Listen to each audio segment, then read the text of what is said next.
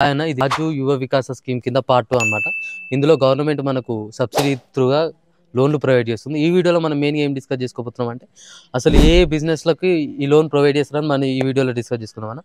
మెయిన్‌గా ఇది గవర్నమెంట్ వచ్చేసి 5 సెక్టార్ లాగా డివైడ్ చేసింది. అందులో మనం ఫస్ట్ చూసుకున్నట్టయితే ఇండస్ట్రియల్ సర్వీస్ బిజినెస్ అన్నమాట. ఇందులో స్క్రీన్ పైన అన్ని డిస్ప్లే చేస్తా.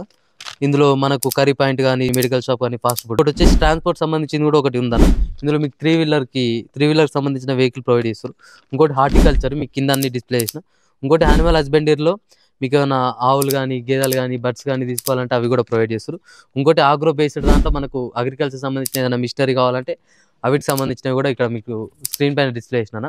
సో ఇందులో చాలామంది మిస్టేక్ ఏం చేస్తారు అంటే డాక్యుమెంట్ దగ్గర కొంచెం మిస్టేక్ చేస్తారు. అసలు ఏమేమి డాక్యుమెంట్స్ కావాలి, ఎట్లా అప్లై చేసుకోవాలి, డాక్యుమెంట్స్లో కొన్ని మిస్టేక్ చేస్తారు. ఆ మిస్టేక్స్ ఏంటి అని మనం పార్ట్ 3లో డిస్కస్ చేసుకోవాలి. అవన్నీ మీరు మిస్ కావద్దంటే ఫాలో కొట్టి రెడీగా ఉండండి అన్న. మీకు ఎట్లాంటి డౌట్ ఉన్నా కింద కామెంట్స్లో కామెంట్ చేయండి.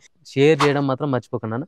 ఇది లాస్ట్ డేట్ వచ్చేసి ఏప్రిల్ 5 వరకే అనమాట. ఎంత తొందరగా కుడితే అంత తొందరగా షేర్ చేయండి. వస్తాం అలా రైట్.